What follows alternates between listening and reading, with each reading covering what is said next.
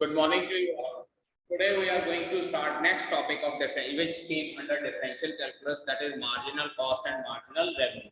एक तरह से ये डिफरेंशियल कैलकुलस की एप्लीकेशन है in our day to day life. Day to day life में हम लोग डिफरेंशिएशन से किस तरह से फाइंड आउट कर सकते हैं मार्जिनल कॉस्ट और मार्जिनल रेवेन्यू। ये जो है ये टॉपिक डिफरेंशिएशन के साथ एसोसिएटेड होता है, बट अपनी तरफ से भी ये एक इंडिपेंडेंट टॉपिक होता है। अब इसमें सबसे पहले हम लोग क्या फाइंड आउट करते हैं, सबसे पहले हम लोग कुछ टर्म्स डिफाइन करते हैं। First one is cost function. Marginal cost में हमारे पास सबसे पहला फंक्शन क्या होता है, कॉस्ट फंक्शन। तो सबसे पहले मैं आप लोगों को बता दूं कि कॉस्ट फंक्शन होता क्या है। अब let us suppose a situation, एक सिचुएशन हम लोग सपोज करते हैं कि you are trying to start up a new business. Factory लगाना चाहते हैं आप लोग, और उस फैक्ट्री को लगाने के लिए आपको कुछ ना कुछ इन्वेस्टमेंट करनी पड़ेगी। और उस इन्वेस्टमेंट में भी अब आप फैक्ट्री लगाते हैं तो दो तरीके हो सकते हैं कि आप जमीन खरीदते हैं, उसके ऊपर फैक्ट्री बनाते हैं, उसके बाद इलेक्ट्रिसिटी का कनेक्शन अप्लाई करते हैं, वगैरह वगैरह सारी चीजें अप्लाई करते हैं।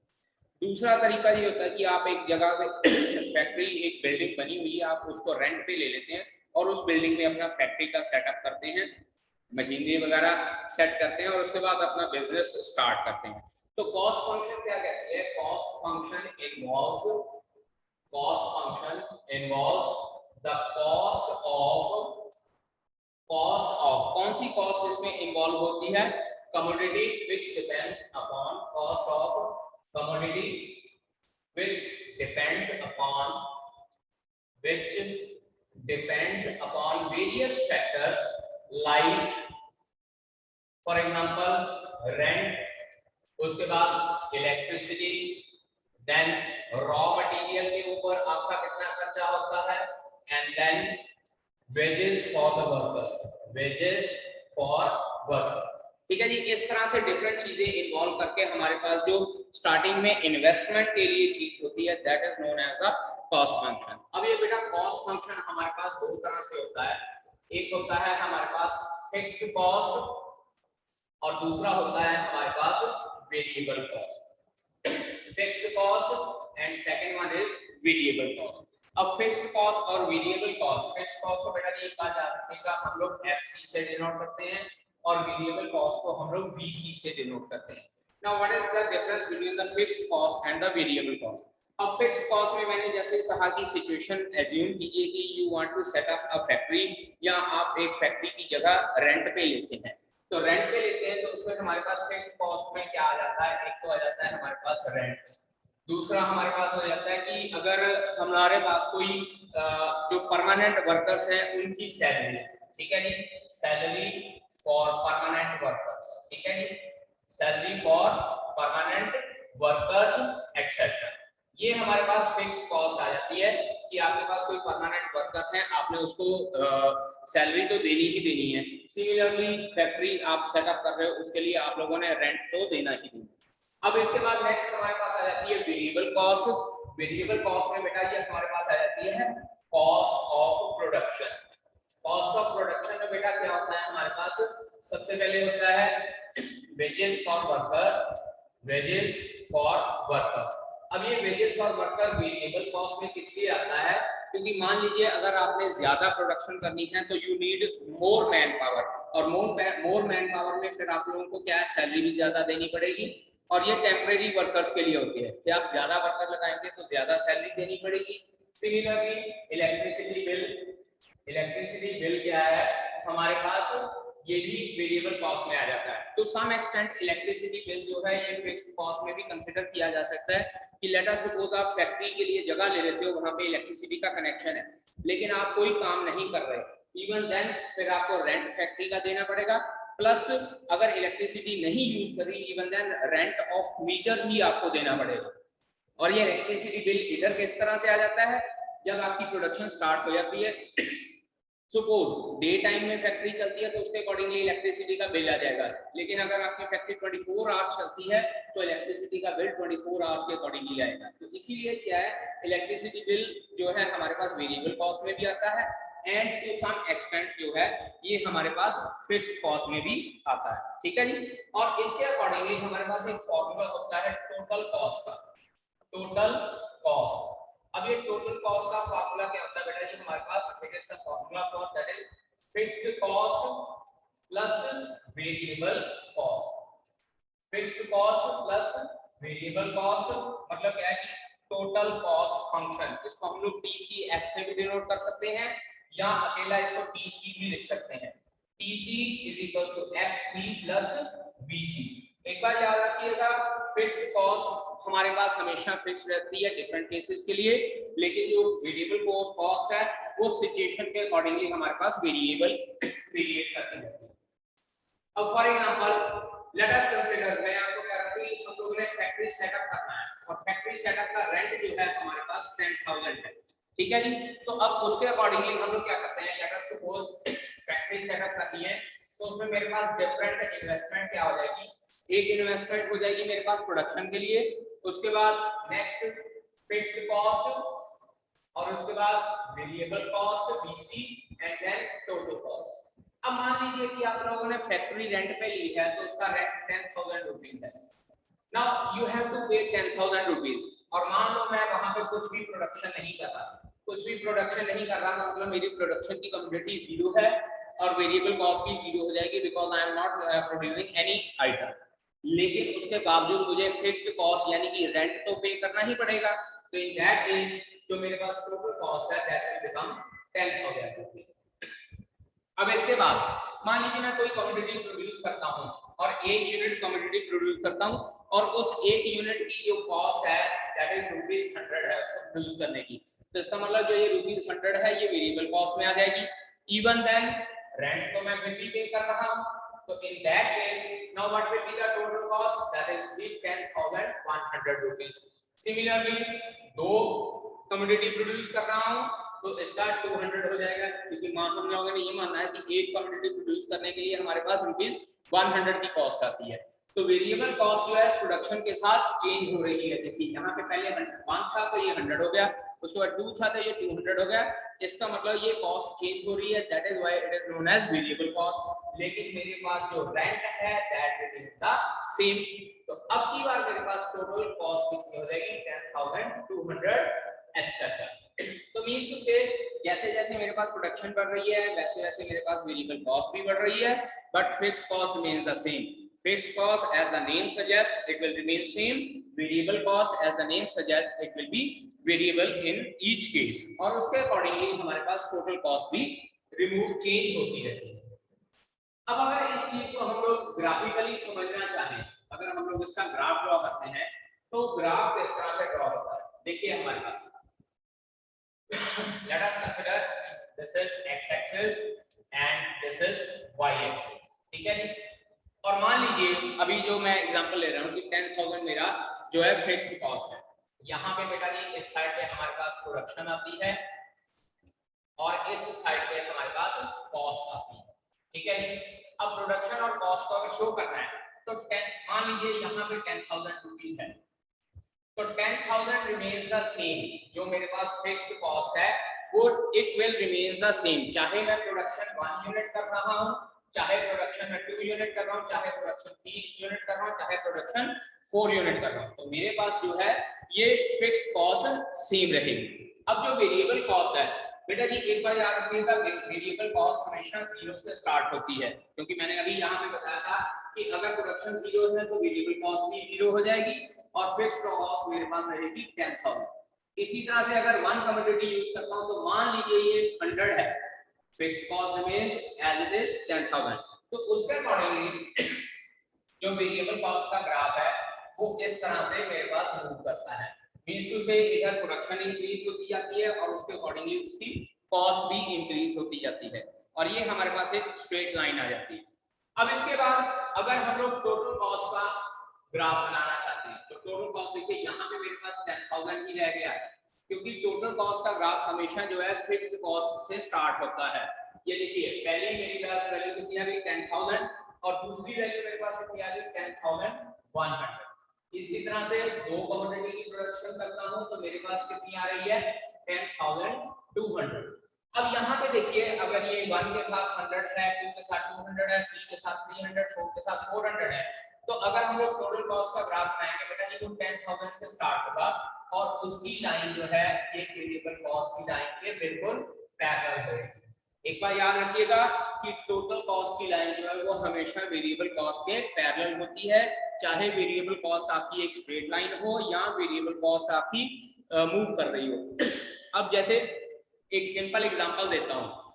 एग्जांपल हमारे पास क्या होता है कि जैसे हम लोग गवर्नमेंट ऑफिस में जाते हैं, सुविधा सेंटर जस्ट लाइक, वहां पे अगर आप लोगों ने कोई अपना पेपर या कोई अपना लेट अस सपोज की बर्थ सर्टिफिकेट ही लेना है, तो बर्थ सर्टिफिकेट में वो कहते हैं कि अगर if you want one copy its cost will be equals to ₹75, but after that ₹10 for each copy, मतलब 2 कॉपीज निकालनी है तो रुपीस कितने हो जाएंगे 85, 3 कॉपीज निकालनी है तो रुपीस कितने हो जाएंगे 95। यानी कि जो फर्स्ट कॉस्ट है वो ज्यादा है, उसके बाद धीरे धीरे हमारी कॉस्ट जो है डिक्रीज रही है। तो इसी तरह से अगर हमारे पास प्रोडक्शन की भी हो जाती है तो उसमें हमारे पास एक वेरिएबल ग्राफ भी आ जाता है, और वो वेरिएबल ग्राफ हम लोग किस तरह से ड्रॉ करते हैं, सेम इसी तरीके से अगर हम लोग वेरिएबल कॉस्ट का ग्राफ ड्रॉ करते हैं तो ये fixed, late us suppose this is fixed cost graph 10,000, obviously इस साइड पे हमारे पास प्रोडक्शन आएगी एंड सेकंड साइड पे हमारे पास कॉस्ट आ जाएगी। तो उस केस में मान लीजिए हमारे पास इस तरह से है and second one graph will be like this. अब यहाँ पे देखिए जो यहाँ पे हमारे पास है बहुत धीरे धीरे इंक्रीज हुई है, लेकिन एक पर्टिकुलर क्वांटिटी के बाद जो है ये वैल्यू एकदम से इंक्रीज हो गई है। Similar cases here, this is BC and this is DC, this is fixed cost.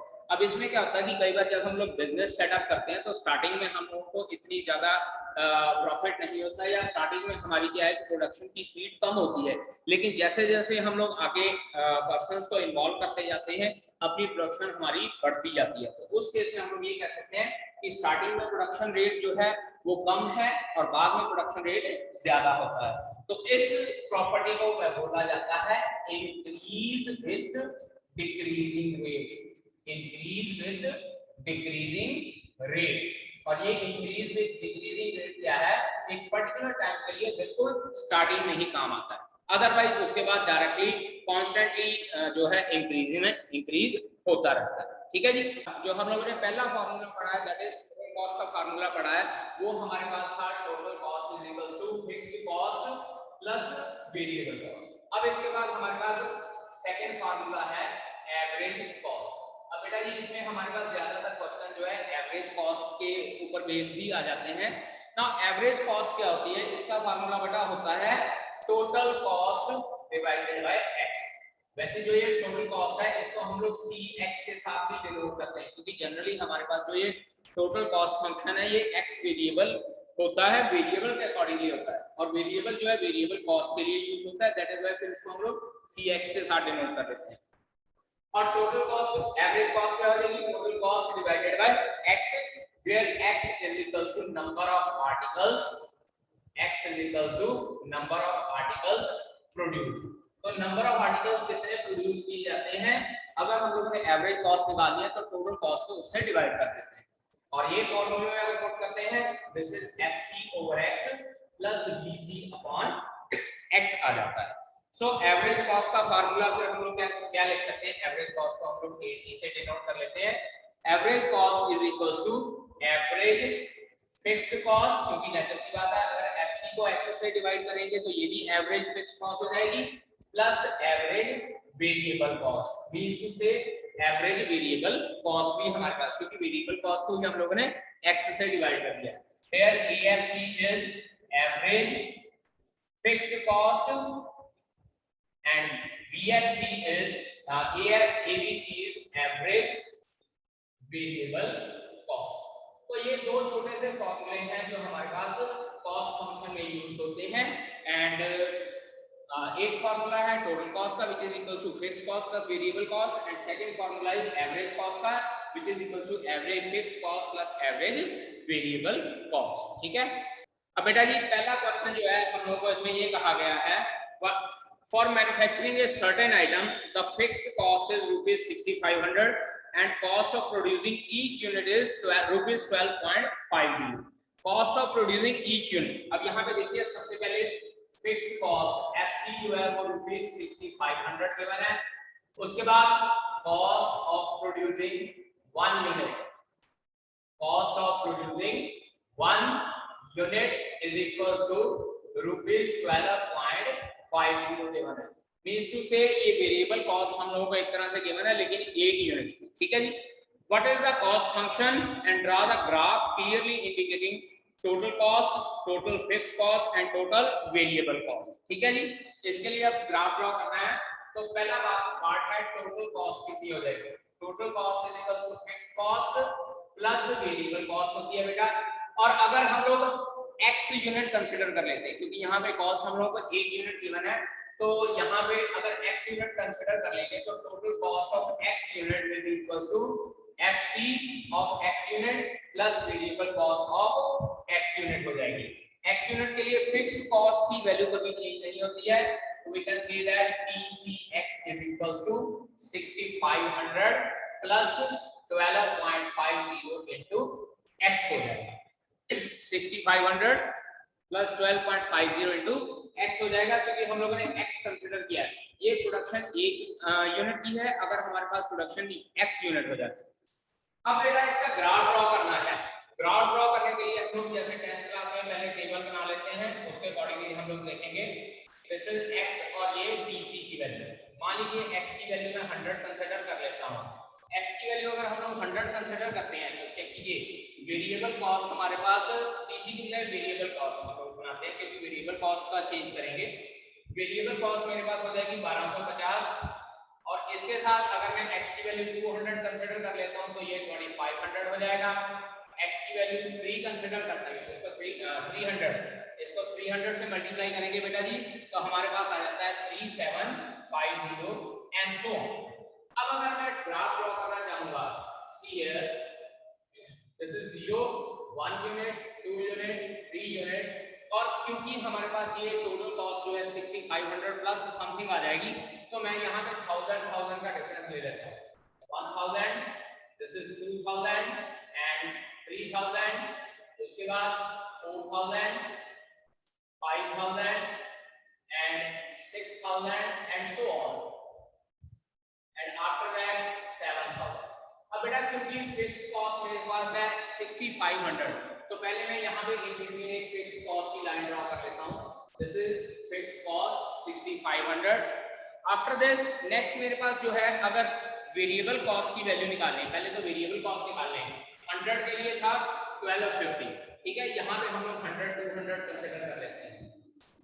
100 के लिए 1250 था, अप्रोक्सीमेटली यहाँ पे आ जाएगा, देन 2500 अप्रोक्सीमेटली यहाँ पे एंड देन 3750 अप्रोक्सीमेटली यहाँ पे आ जाएगा। तो वेरिएबल कॉस्ट मैंने कहा है 0 से ड्रॉ होती है, so this is the graph of variable cost. और बेटा क्योंकि मैंने ये कहा था कि जो टोटल कॉस्ट है उसका ग्राफ हमेशा फिक्स्ड कॉस्ट से स्टार्ट होता है, तो अगर हम लोग फिक्स्ड कॉस्ट से इसका ग्राफ ड्रॉ करना शुरू करेंगे तो बेटा देखिए जो फिक्स्ड कॉस्ट का ग्राफ है वो यहाँ से इस लाइन के पैरेलल ड्रॉ होगा। थोड़ा सा ये मैंने आपको ड्रॉ करके दिखा दिया है, आप लोग बाकी का ड्रॉ कर सकते हैं, ठीक है जी। फिक्स्ड कॉस्ट के साथ इसका ग्राफ पैरेलल ड्रॉ होगा। So this is the graph of this function.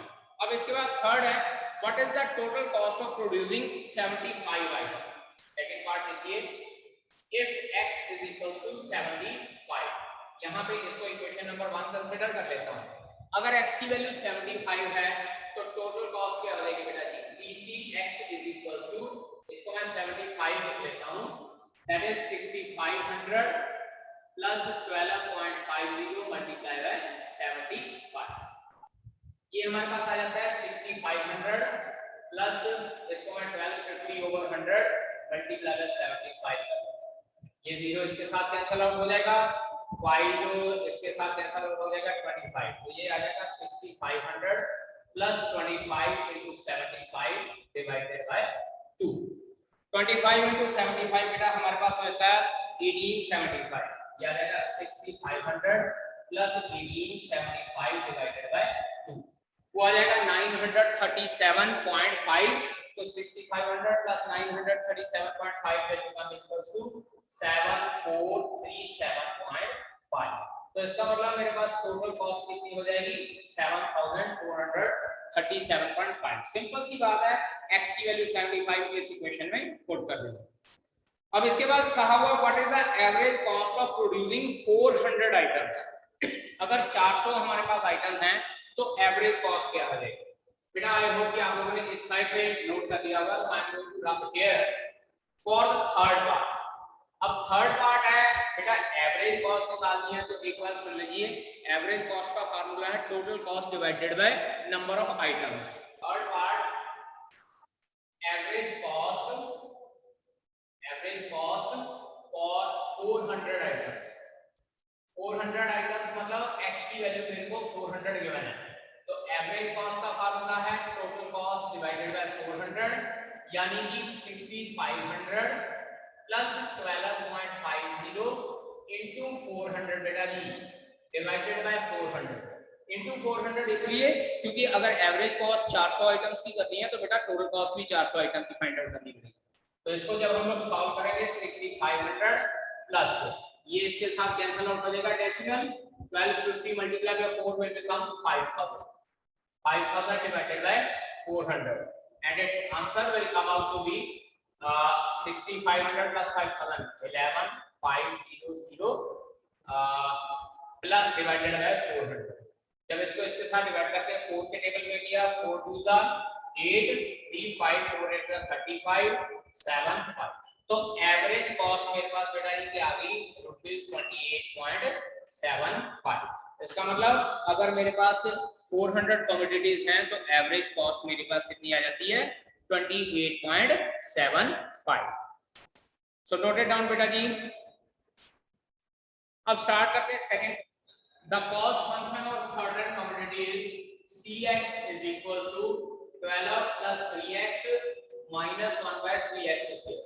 किसी कमोडिटी के लिए जो कॉस्ट फंक्शन है वो ये गिवन है 12 plus 3x minus 1 by 3x square और हमको ये कहा गया write down the total cost, fixed cost, variable cost and average cost when 3 units are produced.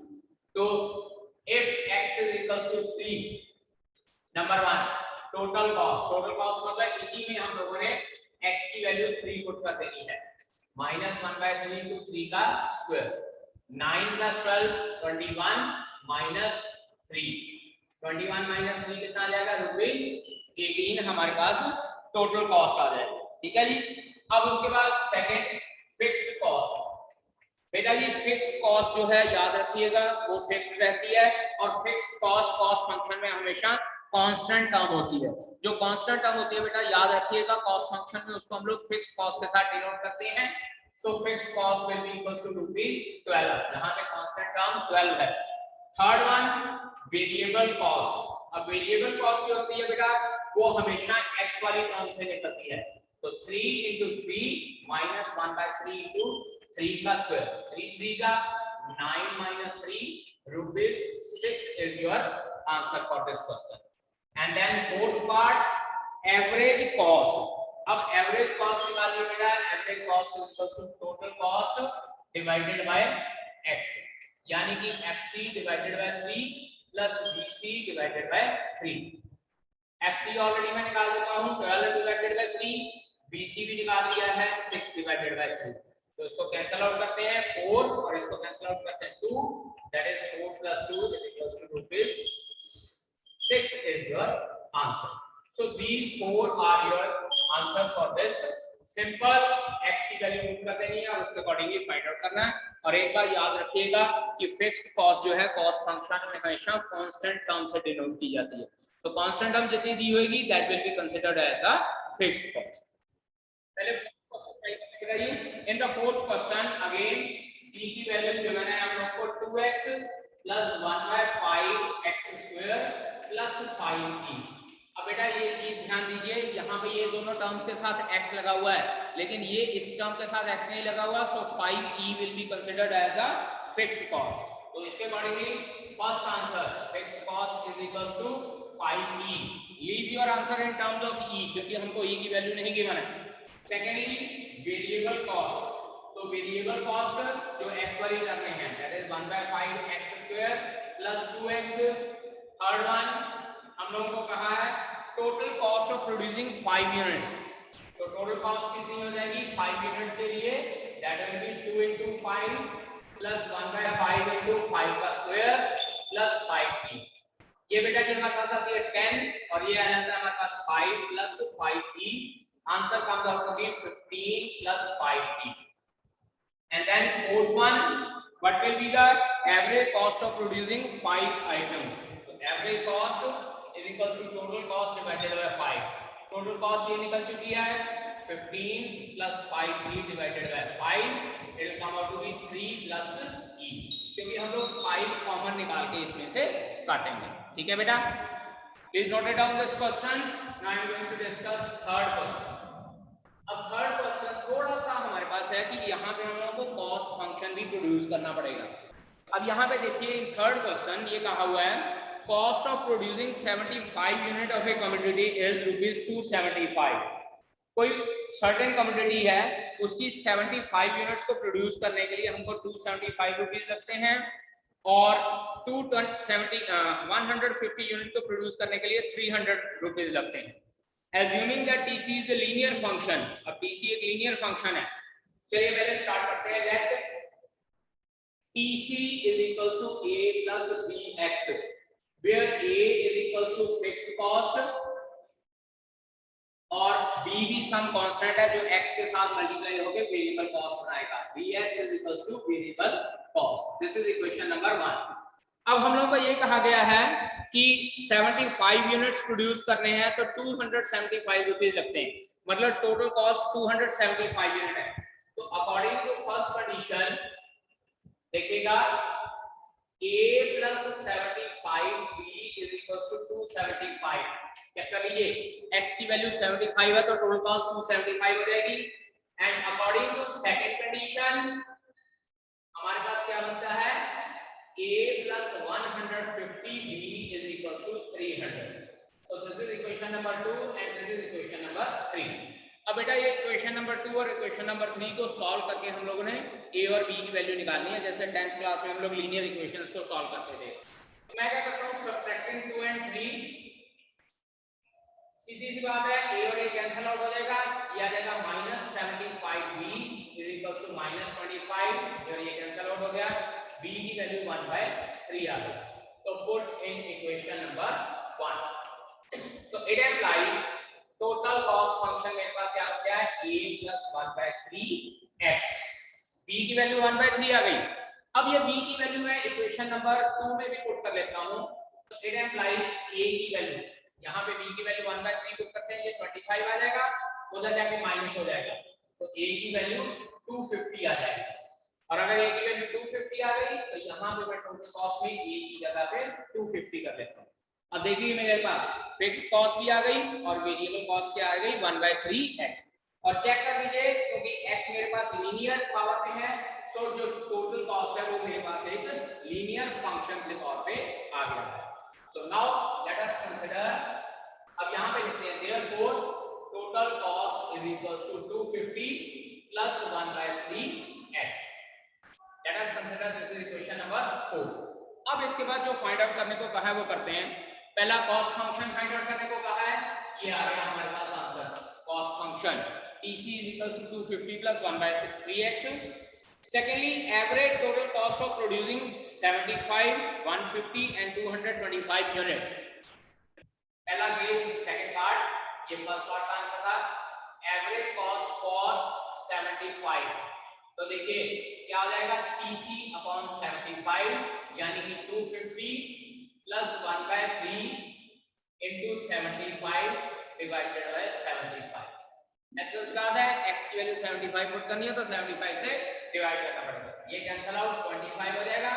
So it will B 275 divided by 75 क्योंकि 25 प्लस 250 275 हो जाएगा. और जब बेटा इसको 25 के टेबल पे कैंसिल आउट करते हैं ये हमारे पास आ जाता है 11/3 और इसको कैंसिल आउट करके रुपीस अप्रोक्सीमेटली 3.67 आ जाता है. अब सेकेंडली इसका ये A पार्ट था 75 के लिए. उसके बाद B part average cost for 150 units. तो ये हो जाएगी TC upon 150 that is 250 plus 1/3 into 150 divided by 150. ये 3 इसके साथ कैंसिल 50 तो ये आ जाएगा 300 डिवाइडेड बाय 150. ये कैंसिल आउट हो गया कितना आ जाता है ₹2. तो इसका मतलब एवरेज कॉस्ट 150 प्रोड्यूस करने के लिए ₹2 लग जाते हैं और उसके बाद 225 यूनिट हो अगर और 225 यूनिट्स तो एवरेज कॉस्ट कितनी हो जाएगी AC = TC / 225 यानी कि 250 + 1/3 ऑफ 225 डिवाइडेड बाय 225 ये आ जाएगा आपके पास 250 + 75 क्योंकि 3 से डिवाइड करेंगे ओवर 225 ये बेटा जी हमारे पास आता है 325 डिवाइडेड बाय 225 तो 325 डिवाइडेड बाय 225 25 के टेबल में करते हैं it will B 13 divided by 11 नहीं 13 डिवाइडेड बाय 9 तो बेटा ये अप्रोक्सीमेशन में हमारे पास 1.4 आ जाती है और चेक कर लीजिए हमारे पास जो एवरेज कॉस्ट है वो डिक्रीज होनी शुरू हुई है पहले 3.67 थी फिर 2 फिर 1.44 तो इसका मतलब हम लोग ये कंसीडर कर लेते हैं कि एवरेज कॉस्ट जो है हमारी नंबर ऑफ कमोडिटी अगर इंक्रीज होते हैं तो एवरेज कॉस्ट डिक्रीज होनी शुरू हो जाती है वेरी इंपॉर्टेंट प्रॉपर्टी नोट कर लीजिएगा if number of commodities increase then average cost decreases अब बात करते हैं थर्ड पार्ट की थर्ड पार्ट फिर से 3 पार्ट इन्वॉल्व है average fixed cost of producing 75 150 and 225 unit तो एवरेज फिक्स्ड कॉस्ट बेटा जी फॉर 75 उसके बाद average fixed cost for 150 and then average fixed cost for 225 सीधी सी बात है जो फिक्स्ड कॉस्ट है उसको डिवाइड कर देना है तो it will B 250 divided by 75 next one is 250 divided by 150 and next one is 250 divided by 225 25 के टेबल पे कैंसिल आउट करते हैं 10/75 आता है 10/25 तो 10/3 it will be 3.33 then ये 0 कैंसिल आउट हो जाएगा 5/3 and it will be 1.6 और ये हो जाएगा 10/9 approximately 1.1 हमारे पास रह जाएगा तो एवरेज फिक्स्ड कॉस्ट हमारे पास क्या आ जाएगी जो नंबर ऑफ क्वांटिटी है उसके साथ डिवाइड कर देना है एंड थर्ड वन अब जो हमारे पास तीसरा केस है हमको ये कहा गया कि एवरेज वेरिएबल कॉस्ट निकालनी है तो बेटा जी in third case fourth part average variable cost is in for 75 फिर से वही बात एवरेज वेरिएबल कॉस्ट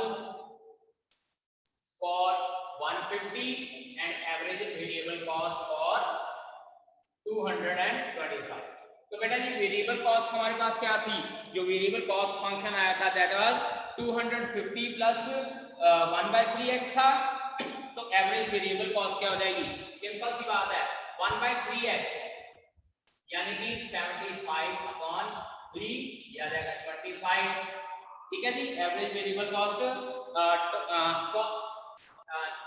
1/75 फॉर 75 बेटा तो उसके अकॉर्डिंगली हमारे पास क्या हो जाएगा ये आई थी वेरिएबल कॉस्ट इसको 75 से फर्दर डिवाइड करना है तो मींस टू से 25/75 1/3 दैट इज 0.33 इसके बाद 150 के लिए ये हो जाएगा 1/3 into 150 डिवाइडेड बाय 150 क्योंकि वेरिएबल कॉस्ट को 150 से डिवाइड करना है तो ये आ जाएगा 50/150 फिर से मेरे पास answer 0.33 and next one 1/3 of 225 over 225 ये भी कैंसिल आउट हो गए 1/3 रह जाएगा दैट इज 0.3 अगर आप डायरेक्टली ये कैंसिल आउट करके 1/3 के अकॉर्डिंगली आंसर निकालना चाहते हो तो 1/3 के अकॉर्डिंगली आंसर निकाल सकते हो so that was about the marginal cost function based on this marginal cost and marginal revenue अब इसके ऊपर बेस्ड हमारे पास डिफरेंशिएशन के क्वेश्चन आते हैं that we will discuss in the